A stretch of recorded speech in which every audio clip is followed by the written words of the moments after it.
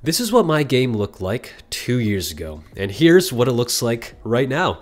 As you can see, there was a whole lot of improvements made. However, I will say the journey was not, in fact, easy. So I pretty much, at this time, just graduated high school.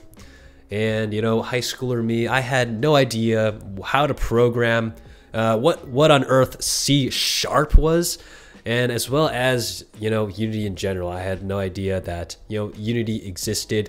And so, yeah, I pretty much took it upon myself at this time to learn game development within Unity from complete scratch. My reasonings for actually starting this and going through with this entire process was because I didn't really have a direction I wanted to go in life. I was like, you know, I just graduated high school. I could, in fact, go to college, you know, get into massive debt and stuff like that, or I could just go and, I guess, get a part-time job and, you know, maybe try something else. Keep my options open and just kind of find, you know, my direction in life. And so I took, like, the second option. So I'm working a part-time job right now, and I'm like, okay, well, I want to do something to help people, and, you know, something creative, something that could be very flexible. And so I was like, okay, game development sounds pretty fun. You know, in high school and in middle school, you know, you always have these career presentations people do. And, you know, there's these handful of people that talk about becoming a game developer. And, you know, probably only 1% of them actually does become one of them. And so, yeah, I also thought it would be kind of funny if I did, in fact, become one. So, yeah, that's kind of part of my reason for actually starting this process and learning Unity from complete scratch. I did, however, have a little bit of experience with making video games, and I used to make video games from scratch. And when I say scratch, I mean the website. The website Scratch, you know, that one little child game engine website. Now, most of the games I did make on Scratch were literally memes, and they were just, you know, made for fun. Just watching people be so happy playing these random funny games that I made was, you know, it just kind of sparked something in me, and it's like, okay, well, I want to do this. I want to help people out in this way if possible. So that's also kind of another reason why I am trying to become an actual game developer. I thought it was about time I ascended from that childlike Scratch game engine into something a little bit more advanced, something that's a little bit more professional, and I could potentially actually do, you know, if I'm lucky, with a little bit of luck, a little bit of planning, I could potentially make an actual career for myself. So that's why I chose Unity. Unity versus Unreal, I just picked Unity just because that there was, you know, just a bunch of random tutorials on it. And most of the tutorials for Unreal at the time were like, you know, questions on if you had in fact implemented this correctly. So that's why I picked Unity. There's like a bunch of tutorials on it, and it just has a really nice community. So I went ahead and started Unity from complete scratch, and here is my journey.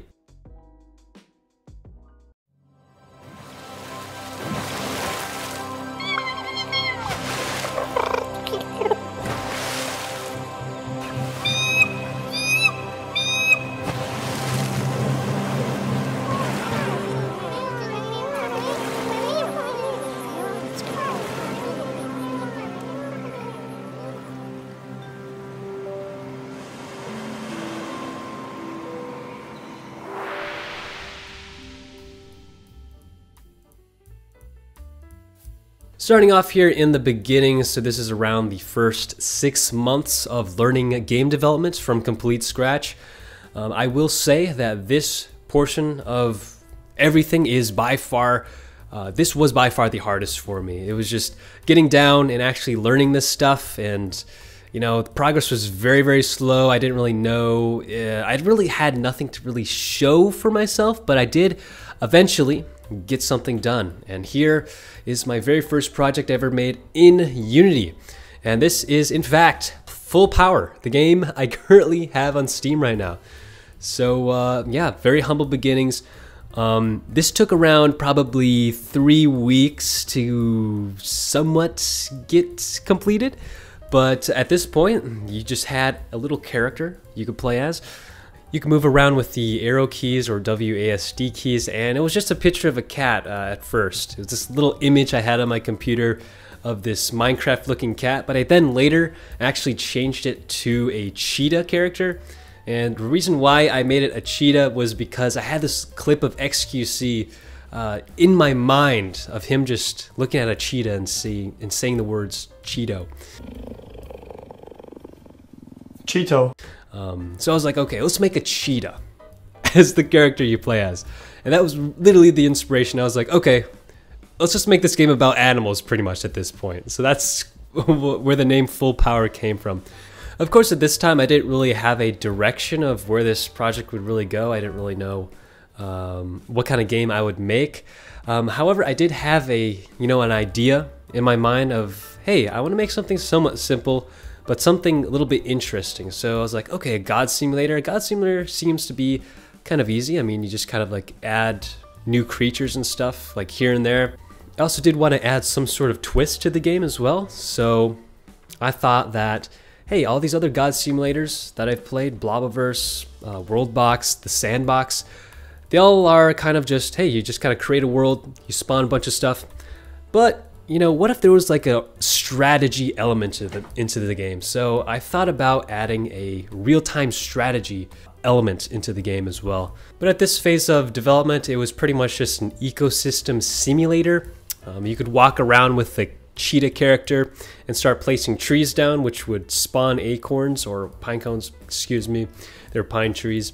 And the squirrels would actually eat them. The squirrels would eat them, run around, they would reproduce, and there were also wolves I eventually did later add that would chase down the squirrels and eat the squirrels as well. And pretty much it just kind of turned into an ecosystem simulator. You could just spawn a bunch of trees, some grass, some squirrels, all these little creatures, and just watch the world form. And that was pretty much the game at this point. Also at this time, I will say I experimented with other projects as well. So it wasn't just Full Power, I also made a Angry Birds clone following this one tutorial, as well as remade a little bit some of the games I made from scratch, remade Pong as well, and also experimented with 3D also, and try to make 3D Among Us before 3D Among Us ever came out. The reason why I did all of these projects, all these very, very different projects from each other, were to expand my knowledge of Unity just a little bit more, to the point where I felt like I had a pretty good base to actually go in and focus on one project and see it through to the very end. So after I did, in fact, have all this knowledge and I felt pretty confident, I pretty much just focused on developing my first ever game. So after I felt like I had a fairly good grasp of Unity, I just went ahead and kind of focused on my God Simulator game. I also did, in fact, do a couple other games as well. There's Pip the Die I did for the GMTK Game Jam, which is quite awesome, and as well as the it's a secret project I made for a friend called Chadjin. Also pretty fun project as well, but pretty much during this whole time I just kind of been focusing on building Full Power. So after the 6 months, I did a lot of experimenting with the art and assets. So all the pixel art here, all the artwork and stuff, I did in fact make by myself.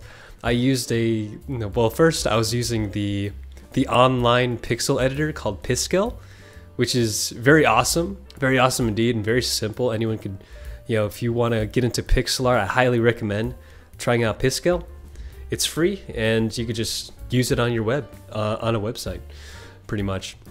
I did also migrate over to Sprite, which is a lot more advanced in pixel art stuff. So I went ahead and used Sprite for most of the artwork, but also over the course of development, I did experiment a lot with the perspective. So originally the game was in fact just straight up 2D, and then I changed it to like an isometric view where it was like you're looking at the tiles at like an angle. And then I ended up just switching it back to 2D, and then I turned it into 2.5D, which had which is kind of interesting, and I ended up just keeping it because it looked really cool. So pretty much everything was at a little slant, and everything kind of looked like it was sort of 3D, but it was 2D, so it was like 2.5D. Another awesome feature I was really proud of early on in development was the creation of procedurally generated worlds, or randomly generated, whatever you want to call them. Essentially, how I got this set up was this one guy on YouTube, this was one guy by the name of Sebastian. He had this awesome tutorial series on how to set up a procedurally generated world within Unity, essentially. And he's quite the ascended Unity developer. I do aspire to be somewhat like him. But after watching that tutorial, and got that to actually work with my tile map, I was quite impressed with that. And so the God Simulator was becoming more and more like a God Simulator. You just kind of spawn stuff everywhere. But now, around I guess another 6 months in, or maybe 3, I honestly don't know anymore at this point, I did start to actually create civilization. Indeed, and yes, the people were cheetah people. They were small miniature cheetah people.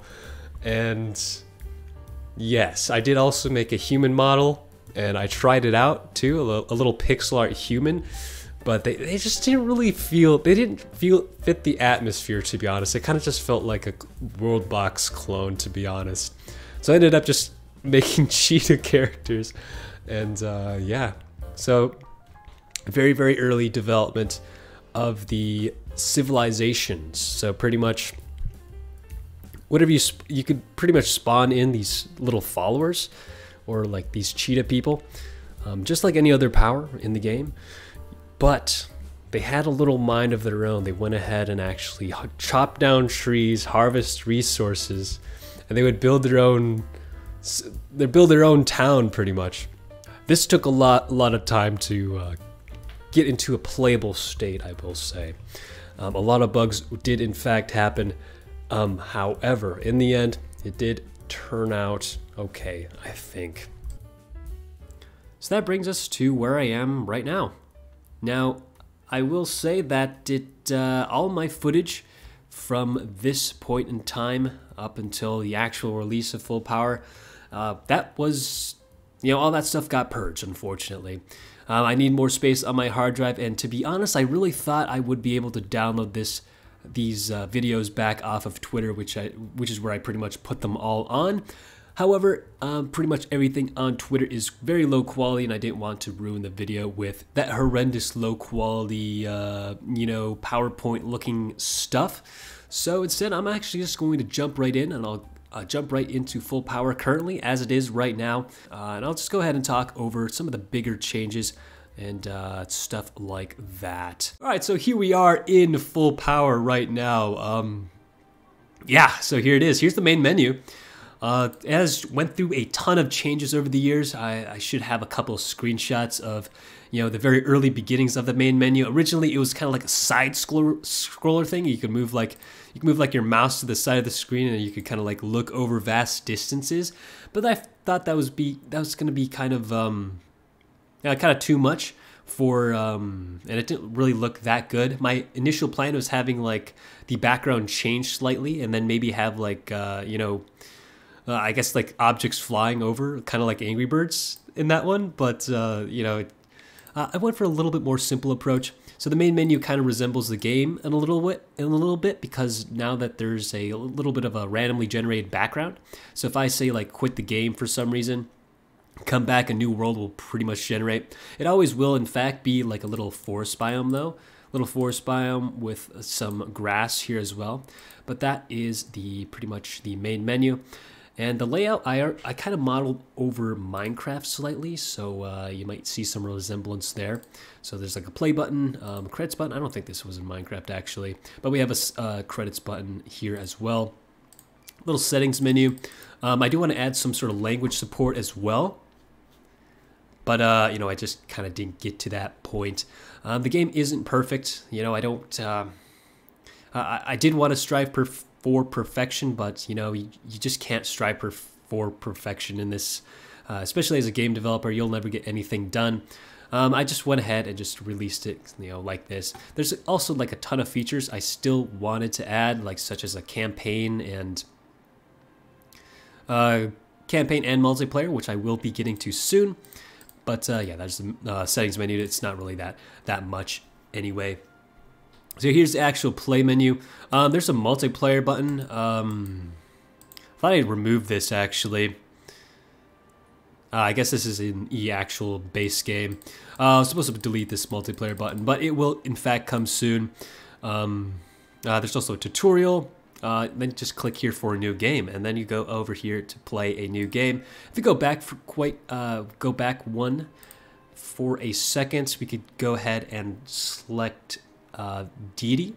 Currently, it looks like I have absolutely nothing unlocked. I guess I haven't played this game at all. I guess it looks like I played a little bit. I have like 20. There are also I believe there were some issues with unlocking stuff in this game, so I will have to address that a little bit soon here. Visit all the developer social links. Oh, this is... Oh man, okay, so if you happen to visit all of my links right here, you'll unlock this like, it was a pretty interesting try, but everyone says it's so bad. It's like, oh, it's so funny. I'll have to buff them in a little bit in some way. So here's Pawer. So it is a God Simulator RTS game. These aren't all the powers you could spawn in, or the ones I have currently unlocked. You can unlock more, but you have to do like these random side quests here and there. Commandments. So commandments, these are used to pretty much go ahead and, you know, send your followers to do something. So it's kind of like a auto battler in a way. You could kind of give them instructions or, you know, these commandments to make them do things on their own. So commandments, also customization. I could also just like change the color of my guy. There also is like a little hats area, but I deleted that for, well, I disabled it for now. I think it would be quite interesting to have different hats for each of your guys. If you like complete some epic achievement, you went through the entire campaign or something with on the hardest difficulty, just have like an epic hat you could show off in multiplayer or co-op. That'd be insane. Here's the statistics page. It isn't really much. I mean, it is what it is. Looks like I haven't really played any game. There's a lot of balancing issues I do need to still address, but we're going to go ahead and join. We're going to start a brand new game. We'll go ahead and play on, you know, if we're going to get dominated if we play on deity. We'll play on demigod difficulty just because it's a little bit interesting. There's a couple different game modes. There's a standard mode, which is just pretty much you versus all the other gods. There's a couple other gods that will spawn into the game, and it's your goal to win either by force or through sheer power or through you know, being cultured. And next is the survival one, which is pretty much just to survive. There's like a, you know, a demon invasion coming in, dropping in out of nowhere here and there. And then you also have the sandbox for those who just, you know, you just want to spawn a bunch of stuff in and just kind of watch the world form. You could definitely go ahead and just play sandbox. But in this case, we're going to be going on standard difficulty here. And we're going to jump right in. So here is the main game. So here's the UI. The UI has also went through a ton of changes. The UI used to be huge. It used to take like the top half of the screen here, as well as like a bunch of the lower half and sides. But I took it, I went ahead and reduced a lot of it. So now it's like very, very minimalistic. I don't know if it works that well. I think maybe the color scheme could go a little bit differently. But other than that, I think it should be okay. We have a little bit of a mini map right here. Also a brand new feature I added since, you know, 1.5 years ago. You click and drag was absolutely insane. I didn't even know this was, I didn't even know would be able to implement this correctly, to be honest. So then we have up here, we have like, you know, the Cheto. Here's like the actual person you're playing as. So this kind of represents Hearts of Iron 4 in a little bit. You know, I've been playing a little bit of Hearts of Iron 4, and you know, they have like their nation's flag in the top left. So I thought like, hey, I'll go ahead and put, you know, the nation you're playing as right there. Over here is like an objectives button, the victory screen. So victories, I don't know if that's spelled correctly or incorrectly. Some people said it was spelled incorrectly. I don't know. I think that is correct. Maybe not. I think that is actually incorrect. I'll have to change that in the next update coming soon. But as you can see here, there is domination victory. There is like a power victory and a culture victory. So to domination victory, you pretty much have to delete everyone else in the game through any means necessary. Power victory, you could pretty much go ahead and, you know, the more stuff you spawn in, the more powerful you are going to get. So just having a ton of stuff on the board, that's going to give you a power victory. Next is going to be a culture victory. Now this one's kind of an interesting one. Pretty much you can get this just by having a pretty solid village. If your villagers have stone, then they can build monuments, and the more monuments you get, the more power you're going to get, but also it's going to get you that culture victory. So we're going to go ahead and actually play the game because I think I'm actually just straight up trolling right now. I have all this mana to spend, but I'm not spending it on anything. So I think the meta here is going to be trees. Well, looks like I unlocked something. I don't know what I did exactly. But now I'm going to go ahead and place these guys down like so. And as you can see, as I placed those guys down, I gained a little bit of influence. The more influence I have, the higher power level I'm going to get. So once I get 20 influence, then I'll get to level 3. And once I'm level 3, I get more mana, and I could spawn some higher level guys. So these guys, the cheetahs are where it's at. We want to start making a ton of these unique guys to go ahead and, you know, take over the world, I guess. What is going on right here? All right, a little bit of an expedition, and as you can see, there's a little bit of a fog of war system as well. A little bit of a glitch there as well too. They could you could actually see their little thought bubble as they go into the fog. But pretty much any creature is going to be invisible in the fog. However, the little structures, so these like plants, or say if there was like a building or something, those will be visible. Looks like something died over there. Maybe that fox just like killed something. I'm not sure what exactly went on in that vicinity. I think I'll go ahead and actually make slimes are also kind of good. So I'll build a couple of those. And also there's a little bit of a strategy into it. So if you place stuff in like a wide open area, there's a higher chance that it'll reproduce and just like immediately create a new tree for you and give you just some more power. Because as you can see, the more trees I place, the higher it's going to cost me. So I can't place a ton of the same power at this point. So it looks like there's a builder wolf. Okay, that should be all right. But now I can build the cheetahs, and I could show you guys. Well, unfortunately, we did in fact lose to the wolf tribe. I guess we trolled a little bit too hard that game. We're going to go ahead and try one more time. And actually, we're going to jump into Sandbox. And I'll go ahead and show you guys pretty much, the new AI. The bread and butter is pretty much going to be the villagers. So now we have a pretty interesting randomly generated world, completely made of sand. Actually, hold on. Let's go back to title. Let's make this a huge map. My PC can definitely hold that. Yeah, let's make a substantial world here.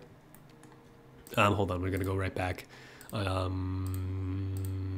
Sandbox. That is what we're up. That is where it's at. Sandbox mode. And okay, this is I guess it's interesting. There's a lot of. It's just kind of a big island, I guess. But I'll go ahead and show you guys some of the new developments that have been going on. Say if I place like a bunch of cheetah people, I think that's another glitch that just happened. So yeah, here we have a bunch of villagers, cheetah people. Let's see, we have one other gods in the game. Unfortunately, they won't have any chance against me since I have pretty much unlimited, since I am in fact playing sandbox mode. I'll go ahead and make some more trees. Now the cheetah people, they're a little bit more faster on savanna tiles, so I'm actually going to make some more acacia trees just to make them like sprint everywhere. That would be kind of funny. Something sort of like that. But as you can see, they're just kind of like, you're kind of living their own lives, kind of running around and doing whatnot. If you click on any of them, they will say what profession they are. So this guy's a builder. Looks like he's currently building. Looks like 3 of them are also currently building on, you know, whatever the heck this is. I guess like a little teepee. Yeah, they made a little tent there. And then it looks like they're going to be making a little crafting station over there as well. I'm just going to go ahead and make some more savanna trees just so they're a little bit more faster. Might as well fill the whole entire board with savanna trees. Let's see, do I have any destruction powers unlocked? No, I don't have any destruction powers unlocked. That is a bit unfortunate. As the developer of this game, I should make at least some sort of... Actually, I think there is a cheat code, actually. Actually, no, I don't remember the cheat code. I actually don't remember the cheat code to my own game. That is a bit unfortunate to gain. Alright, that's okay. So, I guess I'll go ahead and just spawn even more guys. Let's make like a massive village here. I just want to show you before I end this video. So for the commandments thing, I only have 2 unlocked at this point in time, but pretty much if I put gathering party on these guys, all the gatherers in my village are going to start moving towards the closest harvestable item. So this acacia tree, and as well as I guess we have some miners right now, and they're going to be harvesting some stone for us. So they're also going to be harvesting some stone. Stone is a pretty good resource into building these higher level structures. There should be, I think the tutorial should actually talk about that. It's kind of like a thing I kind of already know. I shouldn't assume the players know everything about this game. So looks like, yeah, we're kind of developing here and there. Looks like the enemy gods are spawning in some raptors, though. They might do some griefing to our base. These guys over here, though, he's just kind of making a bunch of mobs, it seems. Looks like the fox people over here are starting to develop a little bit of an economy. As well as down here, these guys are really starting to spawn a lot of stuff, getting their power level up high. That is a relationships menu. Kind of interesting. But yeah, pretty much everyone hates us, especially the raccoon people of all people. Yeah, I guess we killed their villagers. So now they're like very displeased with us. That's a little bit unfortunate. Essentially, if this goes too low down, I believe it's 30 or so, our people will actively try to kill each other. So we don't want to do that, unless you are, of course, trying to do that. Our military looks absolutely massive. I think we have like, yeah, we have 13 warriors in our village. That is quite insane. Let's see if we could start some sort of a war. Okay, looks like our tribe is at war with the raccoon tribe. I think it's going to be GG for them. So let's go ahead and add our conquering commandment. So pretty much, oh man, looks like they're using a fire spell to try to kill my guys, but it looks like they're burning their own guys in the process. Looks like we made peace and then we made war again. I guess we had like the same commandment for a second, but nah, it looks like it is GG for the raccoon tribe. Unfortunately, our military is completely outmatched. All their stuff just got destroyed, and that is that is GG for them. You can't, of course, win in sandbox mode, but yeah. We just kind of deleted someone anyway. So let's go ahead and try to build something. Let's build something decent. Let's see, storage buildings. Oh wait, the storage buildings aren't actually being made. I have to find that. It's a little bit of a bug as well. There's going to be a lot of stuff I'm going to go ahead and complete at the end of this video. So let's go ahead and actually make like let's make some cool stuff. I think, you know, all the gatherers are walking a little bit too far from each other. What's going on right here? Oh, my guys are starving, and they just took the meat, and now someone's gonna eat the meat. Well, it looks like everyone's starving. Let's actually let's make some more berries. I don't want my guys to die. We need more food for our great civilization. Food and probably farmers, I would say. Or we just build a bunch of berries everywhere, so everyone's just a little bit happier, a little bit more famished. All right, looks like we are at war with the Fox tribe. Let's actually just go ahead and send conquerors on, just delete whoever, wherever they are exactly. Yeah, I guess they're over here. Yeah, I don't think they'll stand much of a chance. Also, there's a little bit of a day and night cycle. Also a pretty big feature. But yeah, up here, day and night cycle. And it is slowly turning dark right now. Now, during night, well, every unit, every mob, every creature in this game has a stamina system. And once... that was my stuff just kind of falling out of my closet right there. But pretty much every unit in the game, every unit, every mob, whatever you want to call it, creature, they have a little stamina bar. And they regain their stamina when they go to sleep. And so some will sleep during the day, some will sleep during the night. I believe the raccoon people are nocturnal. If they happen to be sleeping during the day when they aren't nocturnal, then you know, they don't gain as much like much stamina. But I'm kind of going on a tangent right now. A little bit of a tangent right now at this point. But I think that's going to be it, to be honest. But yeah, over the entire journey, you know, to be honest, I wouldn't think I would ever make it this far. I didn't think I would ever make it this far. To just imagine, like, I mean, 2 years ago, I was like, you know, I had no idea if I could make video games like full time, but. Well, now here it is. So it's like the first step of you know, going in and doing something. Obviously, the game isn't perfect, but I mean, there's so much more we could definitely do. But I think that is going to be, you know, I think that is in fact going to be the end of this video. If you guys happen to enjoy this video, consider subscribing, and yeah, let me know what you guys think. And I will see you guys later.